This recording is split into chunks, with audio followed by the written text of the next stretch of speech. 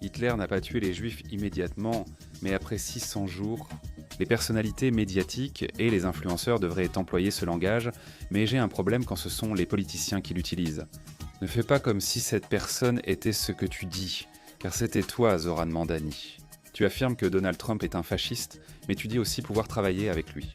Mais c'est pas comme ça que fonctionne le fascisme. En fait, c'est justement comme ça qu'on banalise le fascisme. Salut, je suis Ed Fenninger, Colby Hall. Et aujourd'hui au Press Club, nous avons l'unique co-animateur du Breakfast Club, la fierté de Power 105 fréquences modulées et de Monk's Corner, en Caroline du Sud, Charlemagne, le dieu Kobe. Comment tu vas, mon frère? Comment ça va, frère? C'est bon de vous voir, les gars. Content de te voir, mec. Dès le début, j'annoncerai au public que nous avons un passé commun et avons travaillé ensemble. Absolument, chez iHeart. Tu vois? Il y a 15 ans, Eh bien non, je suis parti il y a peut-être 8 ans. La question est donc, dans quelle mesure me dois-tu ton succès? Mais pour de vrai, quand on était là-bas, Breakfast Club a été le pionnier de l'idée du podcast vidéo. On faisait une émission de radio et vous vous êtes dit, mettons une caméra vidéo ici et postons cette vidéo en ligne. De nombreuses primes ont été obtenues grâce au trafic vers les anciens lecteurs iHeart. Bien sûr, tu recevais d'excellents invités et faisais de bonnes interviews. Comment cela t'est venu? Quelle a été cette révélation? je suis ravi que tu l'admettes, Kobe. Tu devras participer au documentaire sur le Breakfast Club. Tu comprends, on a besoin que d'autres le disent aussi. Quand c'est nous qui le disons, c'est juste « Oh, bien sûr, évidemment, vous êtes des pionniers du podcast vidéo. » Mais non, ce n'est pas ça. C'est arrivé parce que moi-même, Angeli et Disc Jockey Envy, on faisait tout ça individuellement. Donc tu sais, quand je faisais de la radio à Philadelphie, je mettais mes interviews en ligne. Je les publiais soit en audio, soit en vidéo. Je voyais souvent Disc Jockey Envy quand il était sur, je crois, Hip Hop Nation. Sur la radio satellite Sirius, il mettait ses vidéos en ligne. Angeli Yee était sur Shade 45, qui était aussi sur Sirius Satellite Radio. Elle publiait ses vidéos également. Et à l'époque, il n'y avait pas beaucoup de gens qui faisaient comme ça à la radio. Par exemple, tu pourrais aimer Debbie Brown ou Kendra G. Ce sont elles qui le faisaient. Hein. Et c'est comme ça qu'on se connaissait tous, tu vois, grâce à nos vidéos. Et donc, quand on s'est réunis pour faire Breakfast Club, tu sais, iHeart ne nous a pas fait de promotion ni de marketing, tu vois. Donc, eh bien, Ce qui est drôle, c'est que je me souviens quand les vidéos étaient juste sur l'ancien lecteur iHeart pourri. le site web. Elles étaient récupérées puis publiées sur YouTube, constituant ainsi du contenu volé. Tu disais, non, c'est notre équipe, laisse-les. J'ai détourné le regard et pensé, d'accord, ça va. On avait déjà assez de trafic, alors pourquoi gâcher le succès? Vous explosiez, littéralement. Je dois dire, je me souviens avoir entendu que tu avais failli faire de moi l'âne du jour. Tu t'en souviens? Tu me l'as déjà dit, mais je ne me rappelle plus pourquoi.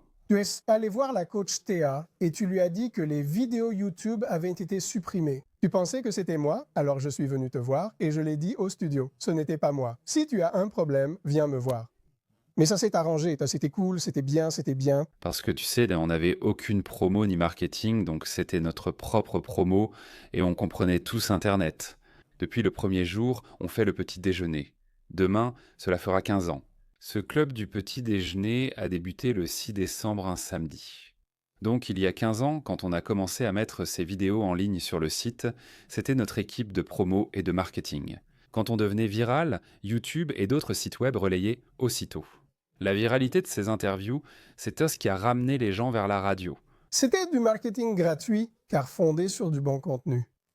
Je me souviens d'un moment marquant pour moi quand j'étais là-bas. Kanye est venu, c'était vers 2012-2013, et c'était juste au moment où il commençait à devenir, peut-être, sans peur, comme si son narcissisme ressortait, et il avait sorti une vidéo avec lui et Kim Kardashian sur une moto, et tu l'as un peu confronté. Tu étais là, j'aime la musique classique, j'adore ce que tu as fait en tant que producteur. Qu'est-ce que tout ça? Nul.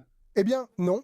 Et donc, tu sais, je suppose que c'est ça qui m'a marqué, c'est que c'était un moment clé pour moi où tu étais comme, écoute, je suis fan, mais je n'ai pas peur de dénoncer les conneries quand j'en vois. Oui, car mon père disait que le lancer franc est le moyen le plus rapide d'avoir 2 points. Je n'aime pas parler derrière le dos de quelqu'un. Donc tu sais, si je disais ça à la radio, quand je te vois en personne, je dois avoir la même conversation avec toi. Sinon, je suis faux. Et je me souviens que je l'appelais, j'ai toujours Kanye Kardashian à cette époque aussi, et je me souviens de la représentante de Def Jam. Elle s'appelait Natina. Natina disait « S'il te plaît, ne l'appelle pas Kanye Kardashian. S'il te plaît, ne l'appelle pas Kanye Kardashian. » Les deux premiers mots que je dis, ben disque Jockey Envy annonce on a un invité spécial et je réponds Kanye Kardashian. Mais il a dit quelque chose dans cette interview qui m'est resté en tête, où il a, en quelque sorte, rationalisé son comportement. Et ça explique beaucoup de choses. Il a dit « Le contraire de l'amour, ce n'est pas la haine, c'est l'indifférence. » Et il a essentiellement fait valoir qu'il préférait être détesté qu'ignoré, et c'était un peu comme ça. Cela éclaire son point de vue, mais je pense que c'est aussi assez révélateur de la façon dont fonctionne l'économie de l'attention médiatique, où les gens sont comme ça. Donc, je veux dire, on le voit aujourd'hui avec Olivia Nuzzi et l'administration Trump, où les gens recherchent le conflit et, je ne sais pas, la controverse. Même si cela ternit leur image, au moins on en parle. Tu trouves ça juste? Je pense qu'il y a eu une période dans ma vie où je ressentais ça, il y a eu clairement une période dans ma carrière où je ressentais ça. Seulement parce que je pense que c'est assez difficile de ne pas le ressentir, surtout quand tu es, tu sais, sur une fusée comme Breakfast Club. Tu commences à avoir du succès et à entendre ce que les gens disent de toi, pas seulement sur les réseaux sociaux. Mais je me souviens que Rolling Stone avait fait un article et c'était genre « Toi, Charlamagne Tagod, le Howard Stern du hip-hop ». Et quand tu commences à voir ce genre de choses, tu as l'impression que tu dois donner aux gens ce qu'ils attendent de toi. Tu dois jouer le rôle. Ouais, mais tu réalises vite que ce n'est pas une méthode durable. Ça ne marche pas comme ça. Cela n'assure ni longévité ni durabilité. Alors, est-ce que tu as déjà... Tu sais, comme dirait Bismarck, être à bout de souffle. Ressens-tu parfois que tu prends la grosse tête et dois-tu te remettre en question? À 100%? Ouais, à 100% surtout. Je dirais que c'était vers 2013 ou 2014, et ce n'est sûrement pas visible pour les gens car je ne suis pas ce genre de personne.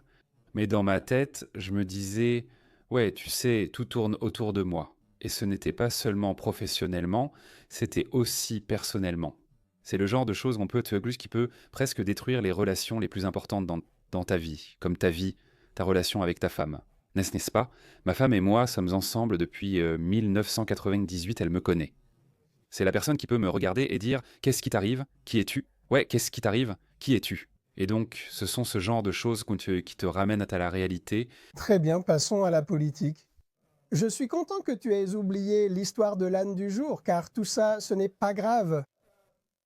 Donc, l'administration Trump a été assez vocale à ce sujet, en dénonçant un peu les médias pour, je ne sais pas, lui avoir donné un passe-droit. Ne pas utiliser de mots précis, tu sais, ne pas dire ça. L'administration Trump agit de façon fasciste, tu maintiens ça, ou bien fasciste est un mot trop fort, peut-être plutôt autoritaire. J'ai déjà écrit cela et souhaite juste jouer l'avocat du diable. Est-ce vraiment du fascisme? Les gens pensent à Hitler, mais ce n'est pas lui, il est juste autoritaire. Je pense qu'on peut dire, c'est que tu penses que les médias ou les médias politiques, les chaînes d'information en continu, se sont améliorés à ce sujet. Un de mes amis juifs dit toujours que Hitler n'a pas tué les juifs le premier jour, il les a tués au bout de 600 jours. Je ne sais même pas si c'est le chiffre exact, mais ce qu'il veut dire, c'est que tout commence quelque part, non? Donc à la lumière de l'histoire, si tu as vu comment, tu sais, les régimes fascistes arrivent au pouvoir, si tu vois comment nos régimes autoritaires, tu sais, prennent le pouvoir. Ça commence là où on en est un peu maintenant, avec des gens qui banalisent pour des choses, tu sais, qui ne devraient pas l'être. Donc je pense que les personnalités médiatiques, tu sais, les influenceurs, on devrait être ceux qui utilisent ce langage. Mon problème, c'est quand les politiciens parlent ainsi. Mais alors, n'agis pas comme si cette personne était ce que tu viens de nous dire qu'elle était et ce que ça implique, tu vois. Si tu es Joe Biden et dis que Donald Trump menace la démocratie. Puis, quand Donald Trump gagne la présidence, tu dis devant la Maison-Blanche « Bienvenue chez vous ». Ou si tu cites Zoran Mandani en disant « Donald Trump est un fasciste », puis affirme pouvoir travailler avec lui. Et je me dis « Eh bien, ce n'est pas comme ça que fonctionne le fascisme ». Jamais dans l'histoire de l'humanité, travailler avec un fasciste n'a fonctionné ainsi. C'est justement ainsi qu'on banalise le fascisme. Cela commence par vider ces mots de leur sens. Démocratie menacée, fasciste. Mais ensuite, nous, le peuple, on est là, on fait ça, n'est-ce pas, on est là. J'ai 2 amis, et je viens de raconter cette histoire cette semaine, j'ai 2 amis qui sont cubains. Ils détestent Zoran Mondani parce que Zoran Mondani a été étiqueté comme communiste. Alors ils disent « tu ne comprends pas ». Nos grands-parents nous ont raconté des histoires, et tu sais, Fidel Castro était charmant, tout comme lui, ce gars-là est un communiste, blablabla. Et je me dis simplement, réfléchis à la peur que tu instilles chez les gens quand tu traites quelqu'un de fasciste. Avant de traiter quelqu'un de prochain Hitler, pense à l'impact sur la société. Mais ensuite, vous, politiciens, êtes tous à la Maison-Blanche à boire un verre et dire que vous pouvez collaborer. Pour être franc, tu penses que c'est mauvais que les politiciens utilisent ces étiquettes? Absolument. Mais en tant que commentateur, tu utilises plutôt l'étiquette en appelant Trump un fasciste. Ce n'est pas un peu similaire? Est-ce que ce n'est pas un peu un double standard? Alors, je pense avoir changé et faire des allers-retours. J'ai avoué hésiter et changer d'avis sur la question. Je crois qu'il est fasciste, simplement à cause de ce que je vois, vous savez, de la part des gens qui m'ont dit qu'il était fasciste. Tu ne ferais pas des clins d'œil à un fasciste lors d'un enterrement, non? Président Obama, non? Tu ne dirais pas pouvoir travailler avec un fasciste si tu pensais vraiment qu'il l'était, non? Zoran Mandani. Donc si ce ne sont que des désaccords politiques ordinaires et qu'on en est arrivé au point où leur rhétorique peut être aussi intense. Mais ces mots n'ont en fait aucune importance, mec. Quelle valeur devrions-nous vraiment leur accorder? Mais j'ai aussi des yeux et j'ai aussi des oreilles. En tant que personnalité médiatique, de nombreuses stratégies autoritaires sont appliquées aux médias. Dire au président de la Federal Communications Commission « Hey, il faudrait leur retirer leur licence s'ils ne font pas ce qu'on dit. On refusera l'accord s'ils ne renvoient pas ce type. C'est une stratégie autoritaire. » Regarde, qu'est-ce qui se passe au Pentagone? Absolument pas. Il n'y a personne qui dise que ce ne sont pas des méthodes autoritaires. Ils passent à côté du sujet. C'est à vous de le dénoncer, mais c'est notre travail. Je ne veux pas que les politiciens fassent ça car ils semblent hypocrites. Oui, et je ne le nie pas. J'ai alors cessé de croire en eux. Personne, surtout au Parti démocrate, n'a besoin que les gens doutent du processus, n'est-ce pas? Tu veux que les gens gardent de l'énergie, surtout l'an prochain pour les élections de mi-mandat et aussi en 2028. Mais si vous continuez comme si c'était la politique habituelle, vous allez juste dégoûter tout le monde. Donc, tu as aussi une expérience d'intervieweur des politiciens puissants au Canada. L'interview avec Conway a fait sensation. Tu as aussi eu une excellente interview avec Pete Booty, le juge. Il y a une longue liste de personnes qui sont passées par là et tu fais vraiment de très bonnes interviews. Merci. Je me souviens et je ne sais pas si ta position a changé. Il y a eu une conversation où quelqu'un a demandé « Interviewerais-tu le président Trump ?» À l'époque, alors que tu aurais évidemment accepté, je trouve aussi que ta vision de Trump était vraiment unique. Parce que tu critiques son style autoritaire, mais tu n'as pas peur de lui reconnaître des qualités en tant que communicateur, humoriste et artiste du spectacle. Et j'imagine que je ne suis pas sûr que ça arriverait, mais théoriquement, si tu avais l'opportunité, si Trump venait au Breakfast Club, est-ce que tu l'interviewerais maintenant? Absolument. Et donc, voici la question que j'ai. Après cela, je pense que beaucoup de gens finissent par se mettre dans une position où ils détestent vraiment Trump. Et ça se ressent, vous savez, immédiatement lors de l'entretien. Et vous savez, les entretiens, c'est un peu comme organiser une fête. Il est important que la personne interviewée se sente accueillie et détendue, ce qui passe notamment par le respect et la gentillesse. Et je pense que Trump est un gars qui est plutôt expansif. Il renvoie l'énergie qu'il reçoit, vous voyez. Donc, si vous étiez avec Trump, comment vous y prendriez-vous? Seriez-vous combatif? Seriez-vous gentil? Comment ça se passerait? Je pense que mon tempérament reste à peu près le même. Oui, peu importe qui j'interviewe, j'ai juste une série de questions que je veux poser et une conversation que je veux avoir. Selon mes questions, je ne sais pas comment vous les prendrez, elles pourraient bien vous offenser. Ou si j'étais assis avec Donald Trump et que je me disais, en fait, ce serait ma stratégie avec Trump, j'utiliserais la stratégie du miroir. Donc c'est comme, tu te souviens quand tu as dit ça, parce que je pense que là où les gens se perdent avec Trump, c'est, ils l'interrogent et discutent avec lui. Ils lui disent, tu as dit ça, il répond, tu mens. Jamais dit ça, fake news. Ensuite, l'extrait sort. Et son public, qui l'aime, le déteste ou ignore ce qu'il pense de lui. Il voit ça et se demande, je ne sais pas s'il l'a dit, mais un doute subsiste. Mais si tu l'interviewes et lui rappelles, tu te souviens avoir dit ça, puis tu diffuses. Quand cet extrait devient viral, il réagit à lui-même. C'est un peu difficile de dire, tu sais, que c'est un mensonge. C'est un peu difficile à dire. Tu ne peux pas t'appeler toi-même un mytho. Il ne pourrait pas se traiter lui-même de mytho, donc ce serait ma stratégie. Alors, est-ce qu'il va être offensé par ses propres mots? Et toi, ferais-tu un effort pour ça? Je veux dire, je n'arrive pas à imaginer, il semble ailleurs, vraiment dans une bulle. Il est très accessible aux médias, mais seulement aux médias choisis par son équipe de communication. Il y a tous ces lèche-bottes des gens pro-Trump qui sont dans la pièce. Genre, il semble que ces apparitions soient de plus en plus limitées, ou que cela dure depuis un certain temps, à des voix très amicales et pro-Trump. Il ne semble donc pas plausible qu'il se présente au Breakfast Club. Toi, qu'est-ce qui est intéressant? Et les gens disent que ces apparitions sont très amicales, surtout pendant la dernière campagne. C'était en fait des apparitions risquées. Tu ne sais pas comment. Oui, tu ne sais pas comment une interview chez Rogan va se passer. Tu ne sais pas comment une interview chez Flagrant avec André Schulz va se passer. Je ne sais pas. Je ne suis pas d'accord. Je pense que toi et André Schulz, il est génial. Mais ce sont des gars qui ont la chance de s'asseoir avec potentiellement la personne la plus puissante du monde. Je pense que la dynamique et la structure de pouvoir là-bas sont ce qu'elles sont. Ils ne vont pas mettre en péril cet accès en posant des questions difficiles, en le mettant sur la sellette. Et il aime vraiment traîner entre mecs.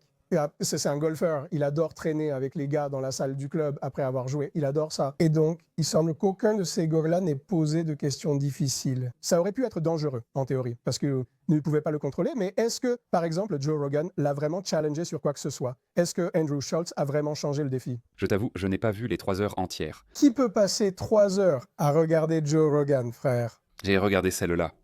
Je crois qu'il y avait un moment dans l'épisode de Flagrant où ils avaient une conversation sur l'immigration. Et j'ai trouvé qu'André, tu sais, le poussait vraiment dans ses retranchements sur l'immigration, sur la question de la frontière. Je suis surpris que ce moment n'ait pas reçu plus d'attention. Eh bien, c'est drôle, parce que ces gars-là, je ne dirais pas qu'ils se sont complètement retournés contre Trump, mais André Schulz a été assez vocal, genre « Yo, qu'est-ce qui se passe avec cette administration ?» Rogan aussi, ouais, je veux dire. Mais ça a moins d'impact que ce qui se passe en 2024. Et tu sais, je pense que Kamala, un peu comme Mademoiselle, tu sais, Kamala, je pense qu'elle était tellement prudente avec ses mots. C'était un exemple du défi démocrate, ne rien dire qui puisse offenser. Donc je vais faire tellement attention à mes mots que je vais finir par donner l'impression de ne rien dire du tout. Oh mon Dieu, oui, j'y arriverai aussi, mais je veux revenir sur un point. La raison pour laquelle je pense que c'était risqué, c'est parce que j'ai écouté assez de Flagrant. Bien sûr, Andrew Schulz est mon gars, et j'ai écouté assez de Rogan pour entendre ce qu'il pense de ces sujets et de tout ce qu'il représente, non. Beaucoup de gens découvrant ces milieux pensent tout simplement que ce sont des gars Make America Great Again ou des mecs de podcast, peu importe le nom. Mais si tu les écoutes, tu sais qu'ils sont tout aussi objectifs. André a interviewé Trump, il a interviewé Mandani, il a interviewé un Bernie, il a interviewé un Pete Bouddha. C'est toujours amical, ça n'est pas combatif, tu vois. Et Rogan est toujours comme ça. Rogan était un gars qui soutenait Bernie en 2016. Donc c'est un gars qui va poser ces questions difficiles s'il en a à poser. Mais penses-tu que l'influence de Rogan est mal comprise? Parce que pour moi, il ressemble à, je ne dirais pas un comédien raté, mais plutôt un ancien comédien qui a trouvé ce genre de format où il discute simplement avec des mecs intelligents et il ne se tient pas vraiment responsable de ce qu'il dit. Il n'est pas vraiment responsable de ce qu'il diffuse, mais il n'essaie pas non plus de l'être. Je pense qu'on l'oblige à respecter une norme journalistique qu'il ne vise même pas, mais je pense aussi qu'il doit être plus responsable, vu l'ampleur qu'il a atteinte à un moment donné. Avec assez de talent et un large public, il faut faire attention aux mots employés. Oui, je pense que je comprends parfaitement cela. Je veux dire, j'aurais aimé qu'on ait un vérificateur de faits dans Breakfast Club, j'aurais aimé qu'on ait quelqu'un sur place pour vérifier les faits, là sur le moment. Qui pourrait dire, en fait, ce n'est pas... Tu t'es trompé sur celle-là. Ouais, tu sais. Je veux dire, il y a certaines choses que je peux remarquer, ou d'autres personnes que dans la pièce peuvent te remarquer, mais tout le monde ne va pas tout remarquer. Je veux dire, si c'était le cas, alors pourquoi, tu vois? Ces types comme John David Vance et Mike Johnson peuvent aller dans les émissions d'actu du dimanche matin. Dire des choses inexactes ou non factuelles, c'est pourtant le rôle des médias traditionnels. Pourquoi ne sont-ils pas toujours vérifiés sur place? Parfois oui, parfois non.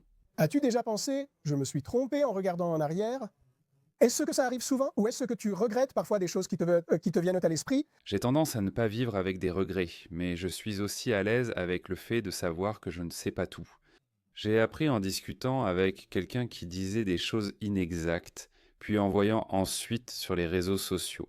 Un ami me dit « ce n'était pas juste », je réponds « ah d'accord ». Plus tu es intelligent, plus tu réalises que tu sais peu. Oui, Mais avoir des conversations à ce sujet après coup, tu vois, c'est ce que tu devrais faire sur ta plateforme. Et c'est ça la beauté d'une émission comme Breakfast Club ou du podcast Les Idiots Brillants. On ne passe pas directement à l'invité suivant car notre émission est aussi un débat, donc on peut discuter de la dernière interview. Je vais te donner un exemple. On a reçu Ben Shapiro un lundi, oui, puis Mehdi Hassan un mercredi. Oui, donc Ben, tu sais, Ben et moi avons eu quelques échanges, et il y a des choses que Ben a dites que, je suppose, Mehdi ne pensait pas être exactes. Mais Mehdi était là le lendemain, littéralement un jour plus tard, pour parler exactement de ce que Ben Shapiro avait dit. Et moi, toi. Si tu vois ça comme des chiffres, regarde, l'interview de Mehdi a presque 2 millions de vues sur YouTube. Ben Shapiro en a eu à peine un demi-million, alors tu sais quelle information a circulé? La conversation que tu as eue sur les réparations avec Ben, je l'ai trouvée vraiment fascinante. Je n'ai pas vu Mehdi. Tu aurais dû m'écrire, j'ai manqué l'interview. Mehdi est super. Ben aussi, mais Mehdi est venu le lendemain, c'est ça le drôle.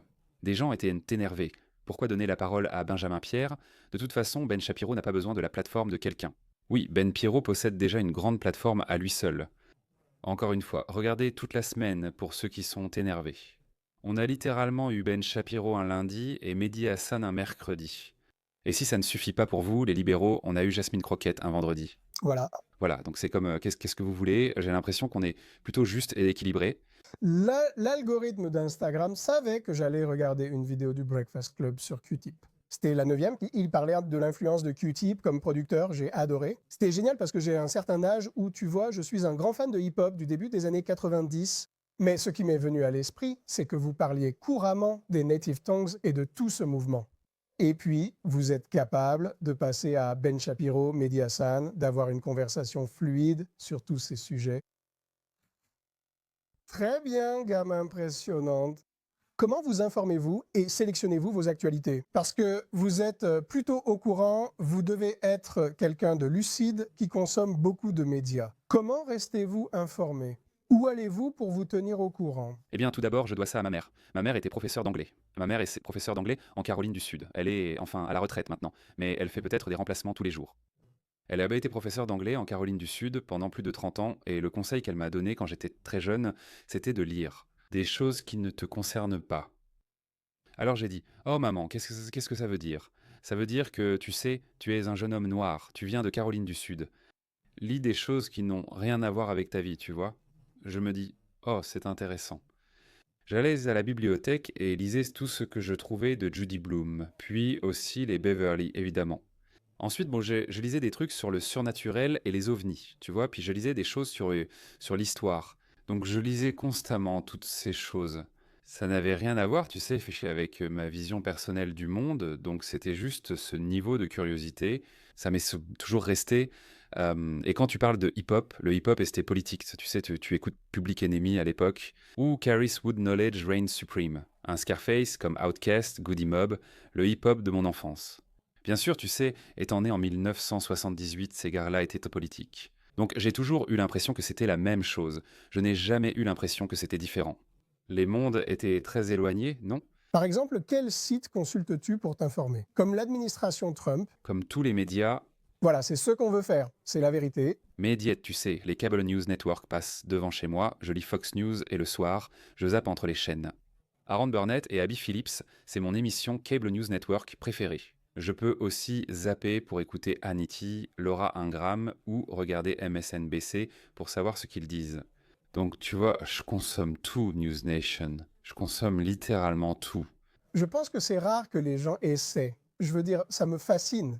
Je veux regarder des programmes avec lesquels je ne suis pas d'accord, parce que je veux essayer de comprendre l'argument, tu vois. Et je ne regarde pas d'émissions dont je sais que je vais être principalement d'accord, parce que ça ne m'intéresse pas, et je pense que c'est rare. Ce que tu dis, c'est que la plupart des gens veulent juste entendre ce qu'ils ont envie d'entendre. Ça nous rend très isolés. J'espère qu'elle ne va pas m'en vouloir, ma bonne amie Angela Rod, ma chère sœur Angela Rod. Nous avions une conversation plus tôt et elle m'a dit: à quelle fréquence est-ce qu'on se parle? Parler? Et tu prends en compte mon point de vue, ce qui te fait changer d'avis, et j'ai dit: eh bien, je considère que c'est ton point de vue. Chaque fois que nous parlons, avec chaque personne à qui je parle, je prends en compte ton point de vue. Et c'est ce que je m'efforce toujours de faire. J'essaie de me mettre à leur place. Je veux comprendre leur origine et ce qui motive leurs opinions. Pourquoi pensent-ils ainsi? Ouais, parce que j'ai l'impression d'avoir appris ça des toxicos en grandissant. On peut apprendre quelque chose de n'importe qui. Je me fiche d'où ils en sont, Kraken. J'espère ne pas avoir été élevé par lui, mais j'ai beaucoup appris de lui. Je pense que lorsque les gens sont au plus bas ou ont vécu un traumatisme, tu as une fenêtre sur la condition humaine qui t'apporte des éclairages et te fait apprécier différentes perspectives. C'est vrai? Et tout le monde ne fait pas ça. Tu sais, parfois, dans certaines émissions de débat, les gens sont déjà assis avec l'intention de répondre, pas de comprendre ce qu'ils savent. Oh, cette personne est conservatrice, progressiste, un homme blanc ou une femme noire. Ils ont déjà l'impression qu'il va y avoir un affrontement, qu'il va y avoir une attaque, donc ils sont déjà prêts à venir m'affronter. Je m'assois à ces tables en me disant que je suis prêt à entendre chaque point de vue. Et si quelqu'un me fait voir les choses différemment, je l'accepte, je change d'avis et je continue d'avancer. C'est un bon point. En septembre, tu as fait parler de toi quand tu es apparu dans l'émission de Laura Trump sur Fox News et honnêtement, il faut lui reconnaître le mérite de t'avoir invité. Mais elle avait l'air peut-être surprise que tu aies été assez dur avec son beau-père. Et à partir de là, il y a eu toute une polémique où le président Trump t'a en quelque sorte attaqué, t'a traité de raciste. Qu'en penses-tu? Je respectais Laura Trump car elle était venue au Breakfast Club. Elle savait déjà comment faire. C'est une excellente auteure, compositrice, interprète. Oh. Elle a sorti de la musique, elle essaie, je ne sais pas. Je l'ai vue dans certains clips de French Montana, mais je n'ai jamais compris ce que c'était. Et ce n'est pas. Et je l'ai vue en studio avec French, je n'ai jamais compris ce que c'était. Mais ouais, je vois qu'elle est venue au Breakfast Club, donc elle savait déjà quelle était ma position. Peut-être pensait-elle que Trump faisait du bon travail au début. Elle voulait mon avis, alors je lui ai dit la vérité. Je me suis dit, yo, pour un gars qui disait, tu sais, qu'il allait en gros rendre l'économie parfaite à 100% dès le premier jour. Ouais, il fait un travail terrible. C'est lui qui a dit avoir gagné l'élection grâce à un mot, les rues dégoûtantes. Il a fait de l'économie un enjeu et il a dit qu'il allait tout arranger 6 mois plus tard. Les gens ne le ressentent pas du tout, donc je dois croire cette personne sur parole. Je pense qu'il fait un travail terrible à cet égard. Eh bien, Tu as été dur, mais la conversation est restée respectueuse. Tu n'as pas non plus été un connard à ce sujet. Et j'espère. Il n'était pas obligé de le diffuser non plus. Et il l'a fait. ce n'était pas vivant. Trump t'a ensuite traité de raciste, ce que j'ai trouvé absurde. Tu plaisantes? Qu'est-ce qui t'a plu? Ouais, je veux dire, J'aime ce passage car je n'ai rien dit de raciste ni évoqué la race. On discutait d'accessibilité financière, c'est tout ce que je disais. Je pense que, tu sais, les deux choses que les Américains veulent, c'est plus d'argent dans leur poche et se sentir en sécurité. En fait, je le comparais à Zoran Mondani à l'époque. Je disais qu'ils avaient un message très similaire. C'était il y a des mois, en septembre, quand j'ai dit qu'ils avaient un message très similaire. On le dit-on tous aujourd'hui, mais je l'avais vu à l'époque. Je n'ai jamais évoqué la race durant notre échange. eh bien, alors pourquoi penses-tu qu'il a dit que tu étais raciste? Je ne sais vraiment pas. Eh bien, tu t'es peut-être coloré la peau. Je veux dire, il semble avoir quelque chose de très spécifique contre les personnes de couleur. Ouais, mais s'il me traite de raciste parce qu'une personne noire le critique, alors là, c'est un nouveau racisme que je ne connais pas vraiment. C'est comme s'il s'accrochait à tout faute de mieux, mais trouve toujours quelque chose. Il est un peu, vous savez, j'ai entendu la critique à son égard, comme quoi il utilise des messages codés, n'est-ce pas? Et vous savez, quand il est particulièrement dur avec, comment elle s'appelle déjà, April Ryan et tout ça? Gavin Crockett disait simplement aux femmes de couleur à la Maison Blanche, tu es tellement stupide. Et vous savez, dernièrement, il fait ça à beaucoup de journalistes femmes, mais il semble être plus dur avec les journalistes de couleur comme Don Lemon. Comme vous voyez, en particulier, il dit qu'il est stupide. Pensez-vous qu'il est explicitement raciste de cette manière, ou pensez-vous qu'il vient simplement d'une autre génération et qu'il a très peu d'amis de couleur? Mec, c'est intéressant avec Trump parce que, pour appuyer ton propos, n'importe qui peut y passer, n'est-ce pas? Tu sais, il y a eu un temps où on avait l'impression qu'il ne traitait de faible quotient intellectuel que les personnes tant de couleur, non? Mais maintenant, c'est presque comme si Jon Stewart avait fait une super blague l'autre jour. Genre, mec, c'est comme si quelqu'un était venu le voir et lui avait dit, moi, tu sais quoi, il faut arrêter de traiter les femmes de grosses et de moches. Il a répondu, d'accord, compris, je vais juste commencer à les traiter d'idiotes. Donc c'est assez intéressant. Je ne sais pas si c'est du racisme explicite, mais il y a clairement un schéma. Oui, et aussi essayer de deviner la motivation, c'est difficile. Parce qu'une fois que tu commences à deviner ce que c'est, tu vas te tromper. Ce n'est pas à toi de le dire. Lui seul peut répondre, et seulement à son créateur. Une chose que je peux dire avec certitude, ce n'est pas présidentiel, n'est-ce pas? Ça, c'est sûr, mais c'est respectueux. Tu sais, encore une fois, il me semble qu'il est vraiment un leader de cette économie de l'attention. Tout ce côté, un peu comme le kayfabe, ce genre de truc de catch professionnel, tu entends des histoires en coulisses, et il est beaucoup moins charmant. Ouais. J'ai entendu ça plein de fois, mec, et puis... Mais tu ne peux le juger que sur ce qu'il montre en public. Je n'essaie pas de lui trouver des excuses, je suppose. Qu'est-ce que tu en penses? Tu crois que tout ça, c'est du cinéma? Tu penses quoi? Ou est-ce qu'il est vraiment comme ça? Oh non, c'est sûr. C'est archi bunker. C'est clairement un rôle parce que c'est un artiste et je pense que c'est quelque chose qu'on a tous tendance à oublier. Ce type était le producteur exécutif de Celebrity Apprentice. C'est le gars qu'on a vu grandir dans les pubs de pizza. Tu vois, c'est une star de la télé-réalité. Attends aussi, attends. Attends aussi, c'est un artiste. Donc, c'est un peu injuste à bien des égards quand on essaye de comparer d'autres politiciens à lui. Si Jon Stewart se présentait à la présidence, il surpasserait républicains, démocrates et indépendants. Il est super intelligent et il sait de quoi il parle, mais en plus il est vraiment charismatique et drôle. Donc quand tu prends quelqu'un comme ça et que tu le mets face à un tas de gens qui ont littéralement appris à être rigides, à jouer un rôle, à te vendre des rêves, à trop promettre et à ne pas tenir leurs promesses, c'est ce que ces gens-là ont fait. Il est du genre « Oh, je suis le meilleur dans ce domaine. Je vous bats tous, et en plus je le fais avec charme et humour. » Oui, Tu sembles vouloir soutenir la campagne de Jon Stewart. Oui, j'en fais partie. J'ai entendu David Remnick interviewer Jon Stewart au New Yorker Radio Fest. Désolé, mon téléphone sonne sans arrêt. Et il lui a dit que Charlemagne pensait qu'il ferait un bon président, et il a juste répondu qu'il n'y avait aucune chance. Je sais que c'est un bon candidat, mais tu crois vraiment que Jon Stewart se présenterait à la présidence? j'espère que oui. Et pas seulement, j'espère que oui. Mec, tu regardes parfois quelqu'un et tu te dis « Mec, ce qu'il fait, c'est génial. » Comme Jon Stewart, je veux dire, en matière de satire politique, c'est le Michael Jordan du genre. Vraiment. C'est le Mark Twain moderne? C'est ça, tu n'aurais pas John Oliver. Tu n'aurais aucun de ces gens-là sans Jon Stewart. Mais est-ce que tu l'as déjà regardé en te disant « Ce qu'il fait, c'est trop petit pour moi ?» Ouais, tu sais, parce que pour moi, il a juste ce genre de charisme. Et c'est juste quelqu'un qui peut mettre les choses en perspective pour les gens d'une manière que beaucoup de personnes ne peuvent pas. Et nous l'avons vu en tant que serviteur public faire réellement adopter des lois. Oui, les gens se souviennent des pompiers du 11 septembre comme son discours. Je crois que c'était David Hogg à qui je parlais. Et à l'époque, David Hogg était un jeune garçon qui manifestait pour ses pompiers. Et il a dit que tout a changé quand Jon Stewart est venu et a prononcé ce discours. C'était comme à partir du moment où, selon lui, Jon Stewart est venu et a prononcé ce discours, il a dit « Ils ont commencé à les traiter différemment, ce qui a permis d'obtenir une législation. » Alors imaginez-le faire cela en tant que serviteur public. Vous ne pensez pas qu'il pourrait apporter ce même cœur et cet esprit à toute fonction qu'il choisit, que ce soit à la Maison-Blanche ou comme gouverneur du New Jersey? Un jour, je sens juste qu'il est fait pour quelque chose comme ça. Il serait son colistier, ce serait Dieu Stewart. Ouais, qu'est-ce que tu détestes? Non, je ne serai pas son colistier, mais je le soutiendrai sans aucun doute. Oh, à 100% et je le ferai, tu sais, si je pouvais faire partie de son équipe stratégique ou quelque chose comme ça, je le ferais sans hésiter. Alors, dernier sujet avant de conclure, tu l'as beaucoup mentionné. Désolé, je ne le savais pas. Quelle était ta position sur la campagne de Mamdani? Tu étais pour Zoran ou pour Cuomo ou bien... J'habite dans le New Jersey, tu vois. Je ne sais pas, mais venir à New York, c'était une grande histoire. Je veux dire, clairement, dans ce domaine, c'était vraiment, tu sais, oui, Mondani serait probablement la meilleure personne pour, tu sais, Mary New York, mais mon deuxième choix était en fait, et je ne sais même pas si c'était son deuxième. J'aimais bien Curtis Lewell, tu sais, et la raison pour laquelle je l'aimais, c'est parce qu'il était un serviteur public.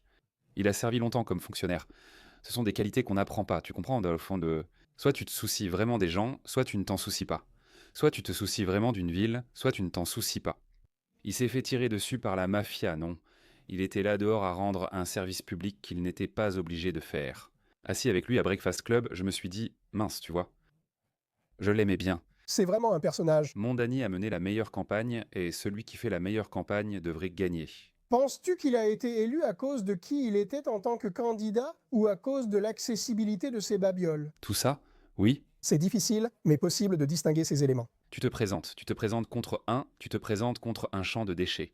Tu vois ce que je veux dire? Je veux dire, tu es un Cuomo. Je crois qu'il n'a jamais eu de vraie chance, personne ne le voulait vraiment. Mais quand on est sans comme Zoran, on sait qu'on est plus jeune.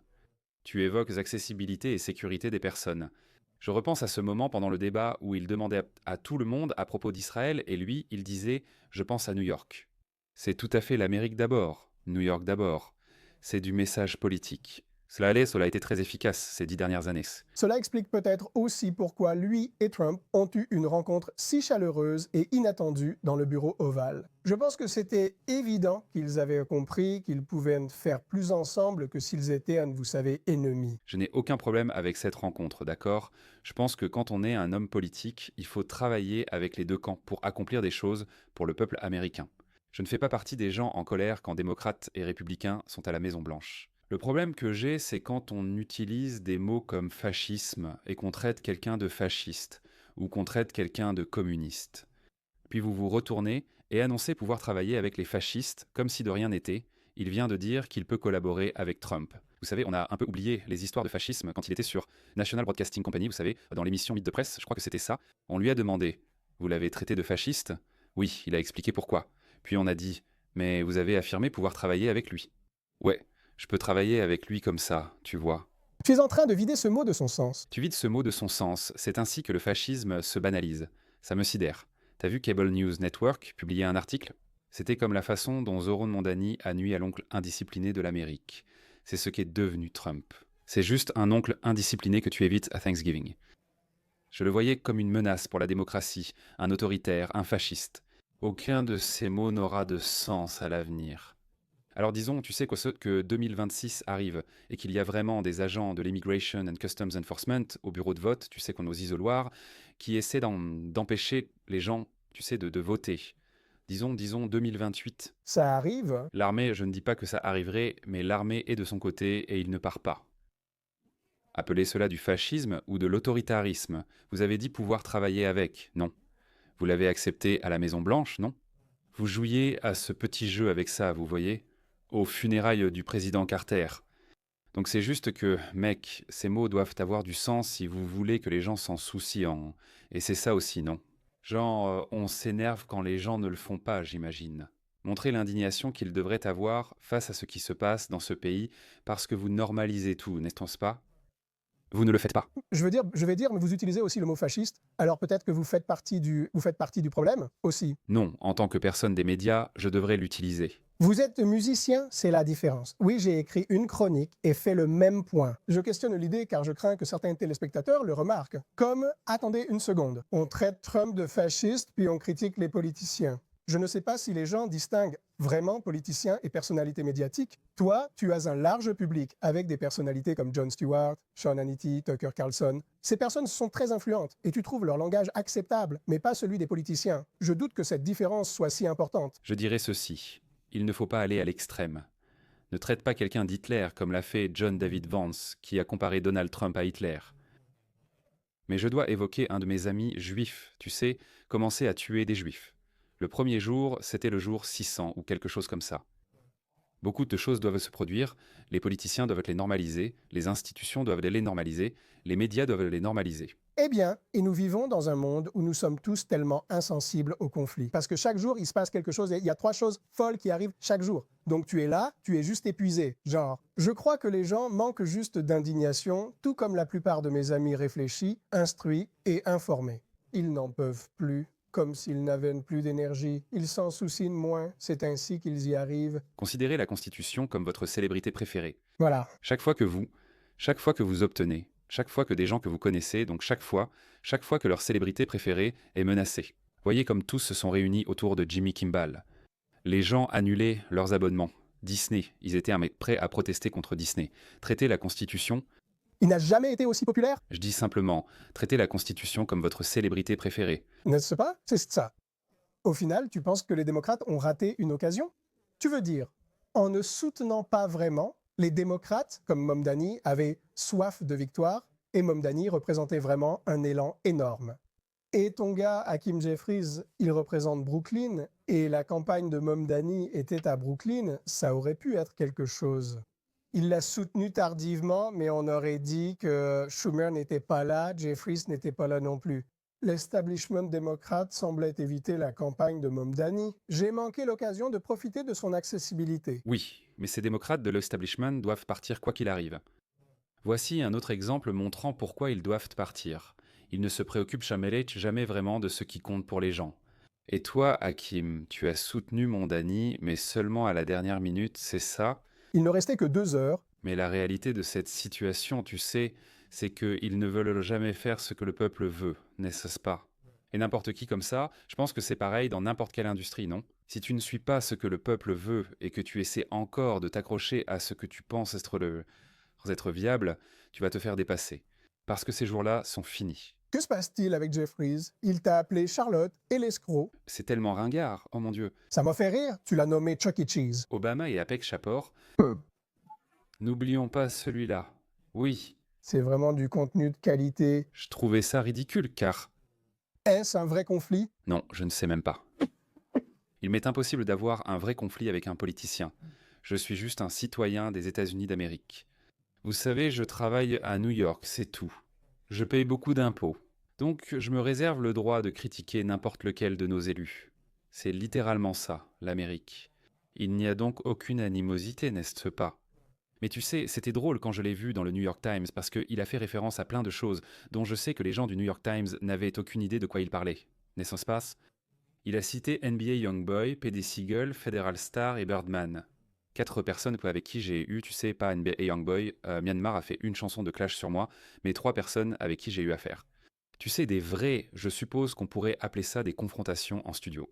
Je sais que les gens lisaient ça en se demandant, mais de quoi il parle au juste? Eh bien, tu sais, je pense que c'est un gars divertissant. Je pense qu'il s'est un peu trop rapproché de l'establishment. C'est le moins qu'on puisse dire. Ouais, non, je veux dire, je pense que c'est ce qui arrive, tu te fais aspirer et ta copine, Marjorie Taylor Greene, tu vois.